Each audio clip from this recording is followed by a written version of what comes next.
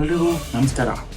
ಇತ್ತೀಚೆಗೆ ನಮ್ಮ ವಿಭಾಗದ ಕಡೆ ಯಾದಗಿರಿ, ಕಲಬುರಗಿ ಆಗಲಿ ಇನ್ನು ಕೆಲವು ಜಿಲ್ಲೆಗಳಲ್ಲಿ ನೀರಿನ ಸಮಸ್ಯೆ ಬಹಳಷ್ಟಿವೆ. ಆದರೂ ಕೂಡ ಇದ್ರ ಪರವಾಗಿ ಯಾರು ವಾಯ್ಸ್ ರೈಸ್ ಮಾಡ್ತಿಲ್ಲ. ವಾಯ್ಸ್ ರೈಸ್ ಮಾಡೋರು ಒಬ್ಬರು ಇಬ್ಬರು ಇದ್ದಾರೆ.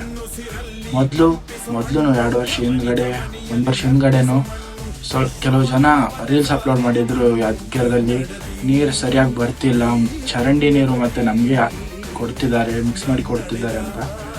ಅದು ಸುಳ್ಳೇನಲ್ಲ, ಅದು ನಿಜನೇ. ನಾನು ಹೋಗೆಲ್ಲ ಚೆಕ್ ಮಾಡ್ಕೊಂಬಂದೆ. ಡಾನ್ ಬಾಸ್ಕೋ ಸ್ಕೂಲಿನಲ್ಲಿ ಇದು ಚರಂಡಿ ನೀರು ಅದಕ್ಕೆ ಜಾಯ್ನ್ ಆಗುತ್ತೆ, ಸೀದಾ ಅದೇ ಭೀಮಾ ನದಿಗೆ ಹೋಗಿ ಅದೇ ನೀರು ನಮಗೆ ಮತ್ತೆ ಪ್ಯೂರಿಫೈ ನಮಗೆ ಬರುತ್ತೆ.